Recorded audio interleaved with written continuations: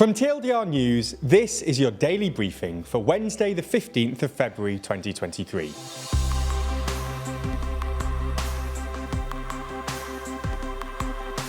Good afternoon. In today's Spotlight story, we run through Nicola Sturgeon's resignation. This isn't the only thing happening in the world though, so we'll run through three of today's other important stories. And in our exclusive Nebula section, we look at the dispute between the BBC and Indian authorities. But first, why did Nicola Sturgeon resign? In a shock statement this morning, Scottish First Minister Nicola Sturgeon has announced her intention to resign as First Minister. Prior to the hastily arranged press conference at 11 AM today, there was no suggestion that this sort of announcement would be made anytime soon. Sturgeon has been pressing ahead with her gender recognition reform bill recently, and she's been laying the groundwork for her plans to a second Scottish independence referendum. For all intents and purposes, her seemingly long-term plans for her role as First Minister indicated that she would remain in the top job for a little while longer. As often happens in British politics though, things just haven't really gone as expected. In a speech this morning, she stated that in her admittedly biased view, being First Minister was the best job in the world. But part of serving well is to know almost instinctively when the time is right to make way for someone else. This decision comes from a deeper and longer term assessment. I know it might seem sudden, but I have been wrestling with it, albeit with oscillating levels of intensity for some weeks. Essentially, I've been trying to answer two questions. Is carrying on right for me?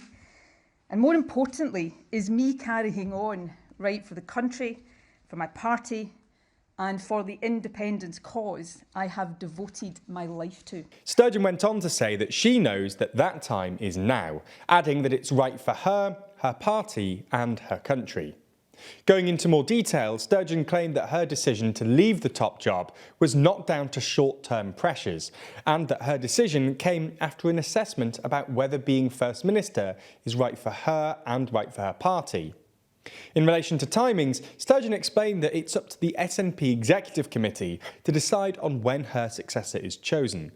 She went on to say that despite any creative questions that journalists use over the next few weeks to try and get her to discuss her preference for her successor, she will not be divulging this information. By resigning, it seems that Sturgeon may be trying to take her legacy into her own hands. Often, even the most successful leaders and prime ministers in Britain try to stay in the top job too long and get ousted. Both Margaret Thatcher and Clement Attlee, for example, were removed from office. Very few leaders leave on their own terms. Nonetheless, despite this decision, Sturgeon confirmed that she would remain active in politics and made clear that she'll still fight for the cause of Scottish independence. Okay, so that's the biggest story of the day, but there's a lot more going on around the world. So here's a rundown of three other stories. This week, the Philippine President, Fernando Marcos, summoned the Chinese ambassador following the use of lasers against Philippines vessels. The Philippine government accused the Chinese Coast Guard of using military-grade laser lights at one of its vessels, which ended up temporarily blinding a crew member and disrupting the vessel's mission in the South China Sea. The South China Sea is a highly contested region of the world, with China and the Philippines, as well as Vietnam, Malaysia and Brunei, all claiming parts of it, largely because of its crucial oil transit route. In a statement, the Chinese embassy in Manila said that, in the meeting, both countries had exchanged views on how to implement the consensus reached by the two heads of state, strengthen dialogue and communication, and properly manage maritime differences between China and the Philippines. There's more on the way, but be sure to subscribe and ring the bell to make the daily briefing part of your daily routine, or just search for us on your podcast app to listen along. Authorities in Tunisia have carried out another wave of arrests of opposition politicians and activists.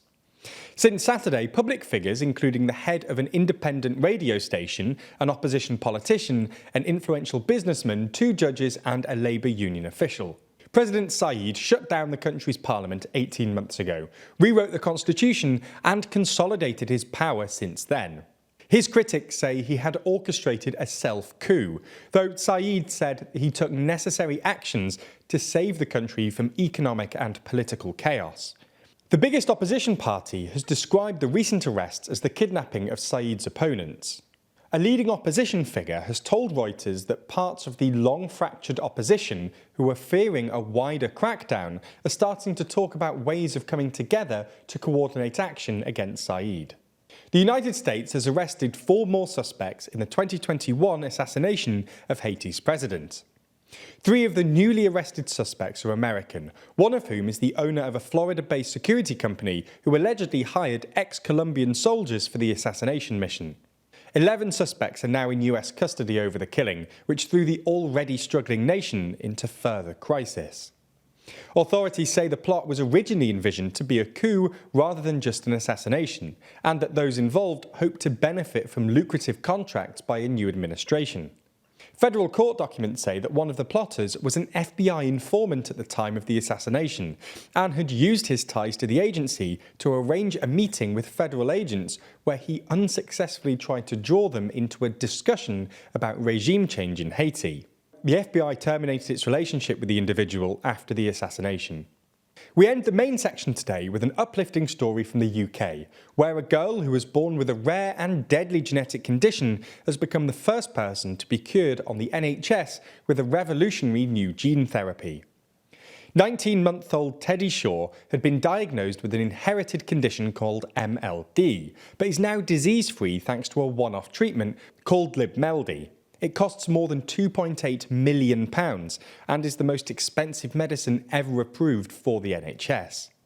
That's all we have time for on YouTube today, but if you want to see our discussion of the dispute between the BBC and Indian authorities, then watch the extended ad-free edition of the Daily Briefing over on Nebula.